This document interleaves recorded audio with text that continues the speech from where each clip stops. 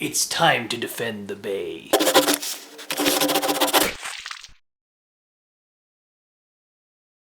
What's going on, YouTube? I am never doing that again. But ridiculous getup, I know, but it is playoff time. I'm super excited. No, I never, ever wear this to a playoff game. I know now none of you will believe me, but it doesn't matter because I hope you got a laugh out of this because I will not be doing it again. Unless there's a lot of comments. Maybe I might.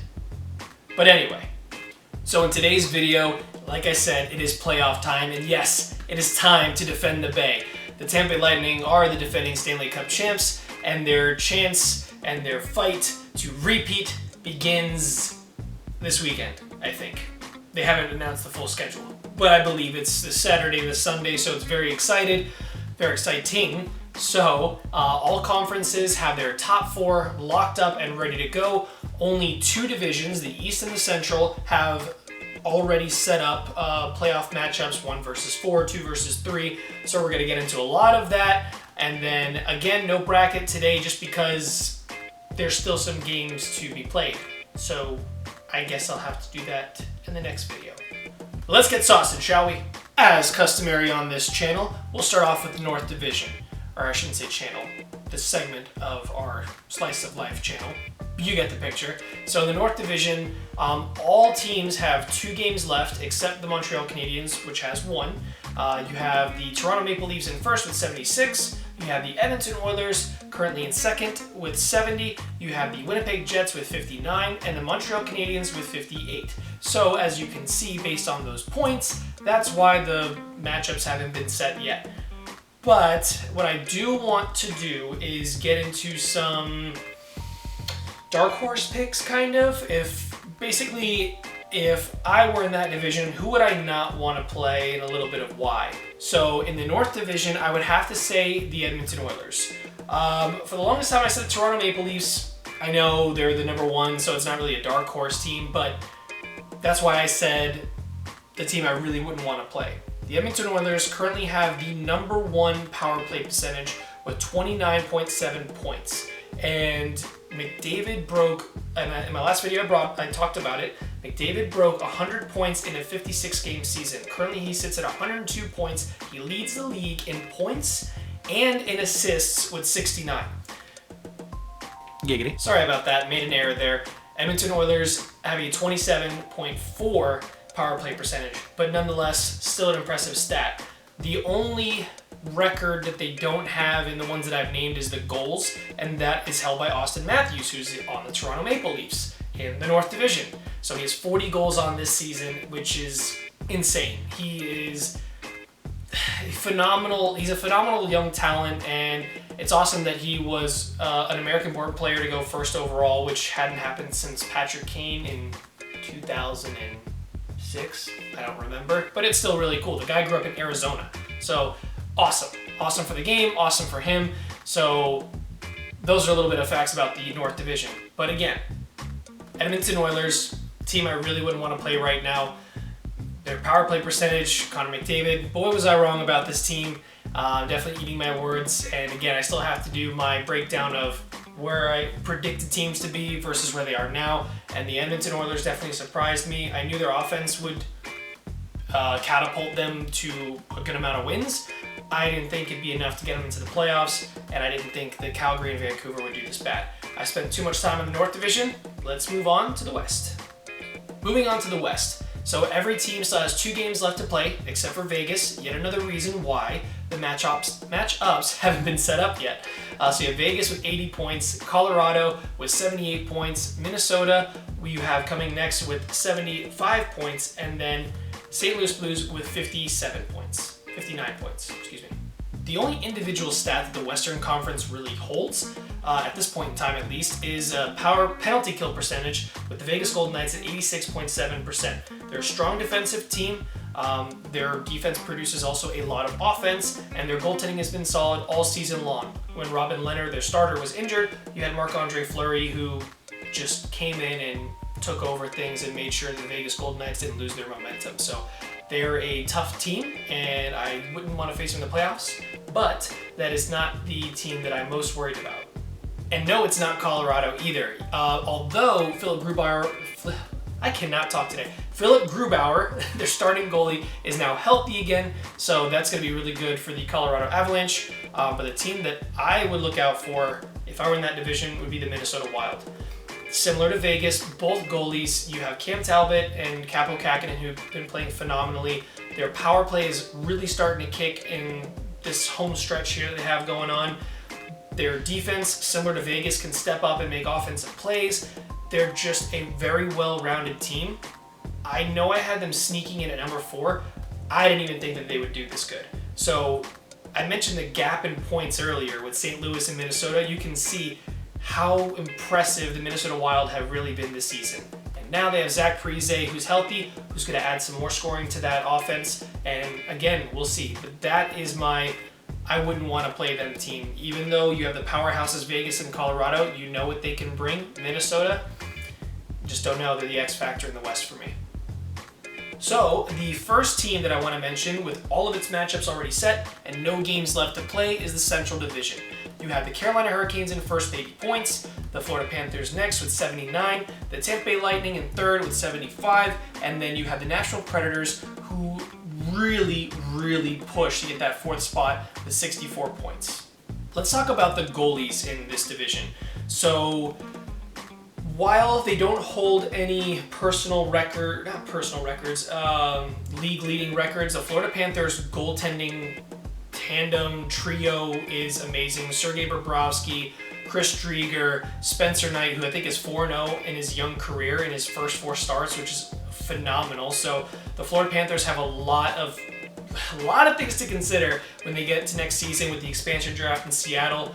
I don't know, if I were in GM's shoes, I might consider moving Bobrovsky in that $10 million contract. Let Driedger and Spencer Knight take the helm there. But anyway, so Florida Panthers, their goaltending looks great.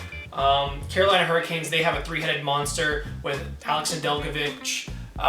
You also have James Reimer and Magic Mrazek, as I used to call him when he was playing on Detroit, and Tampa just couldn't seem to beat him in the playoffs. We did, but still took us a lot to get there. So sticking with Carolina, based on 10 games, Nedeljkovic actually is holding this goals against average and save percentage stats. He has a 1.9 goals against average and a .942 save percentage. Those are amazing numbers for this young guy. And if I'm Coach Rod Brindamore, I don't know which goalie I'm going to start. Probably going to be Nedeljkovic, in all honesty. But Mrazek has been phenomenal all season. Reimer's been great. I wouldn't start Reimer per se, but just their goaltending has been great.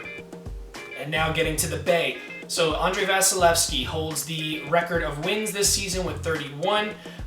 They played him a lot this season. Last couple games he's looked shaky, so hopefully he'll get back to his stride and the big cat will stay calm and cool in the big net. So we'll see how he does there. Tampa Bay Lightning have not been on the best streak as of late. They play the Florida Panthers in their first round matchup, and that is not a team that I want to face.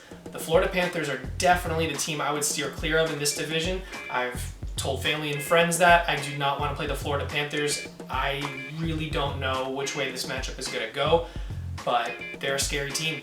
So the Lightning, hopefully having Stamkos, Kucherov, Hedman healthy, Gaudreau is out, so they have a lot to figure out if they're going to beat this Panthers team. But they're my X factor. That's a little bit the Lightning. I don't want to exclude Nashville, though. Nashville, again, one of those teams who's having a great goalie season. UC Saros has been phenomenal for them and a big reason why they made the playoffs this year. Dallas just couldn't get it done.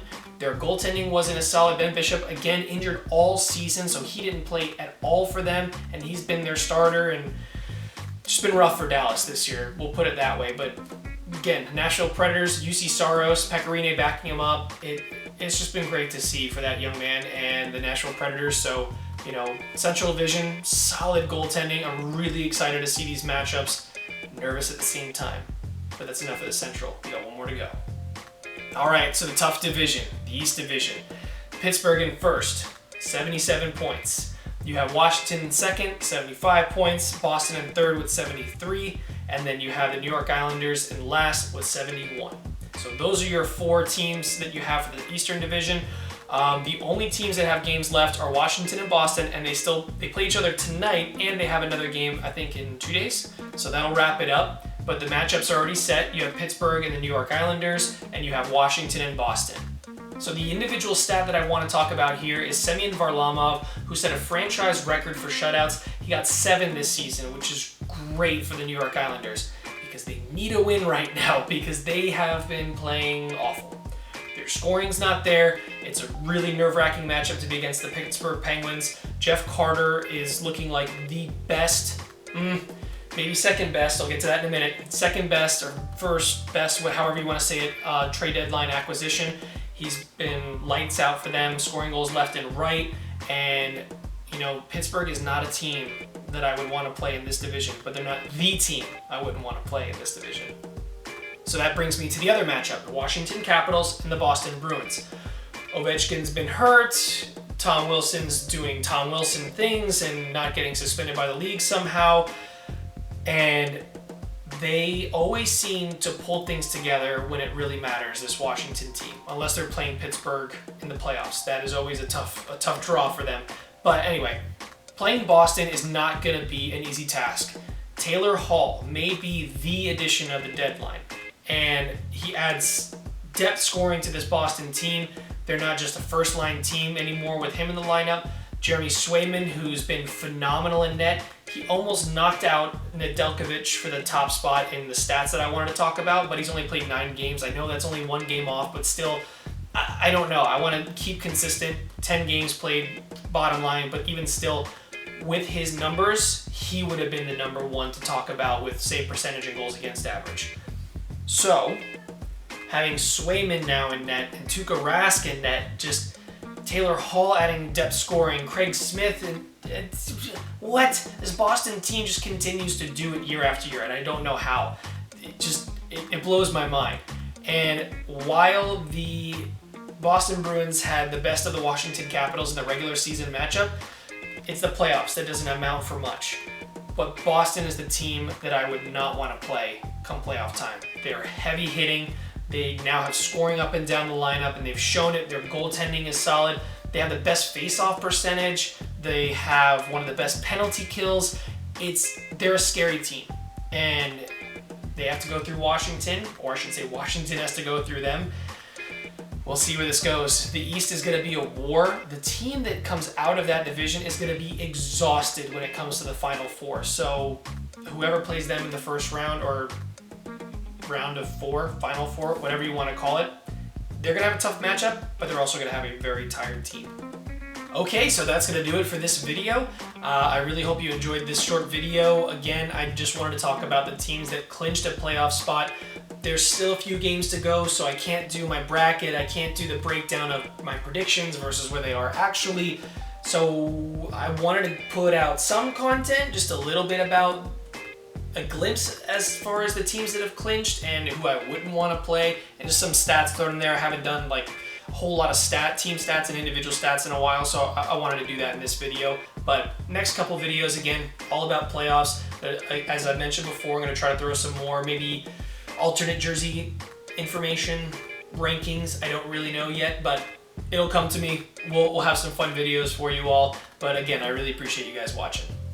That being said, you all know the drill. Click like, click subscribe, hit the notification bell. Make sure you check out the other videos on our channel, Slice of Life. My wife and I have been doing some really just silly, dorky videos, and we're having a fun time doing it. We really appreciate your support. Again, as I mentioned a couple videos ago, we hit 2,000 views, which is awesome.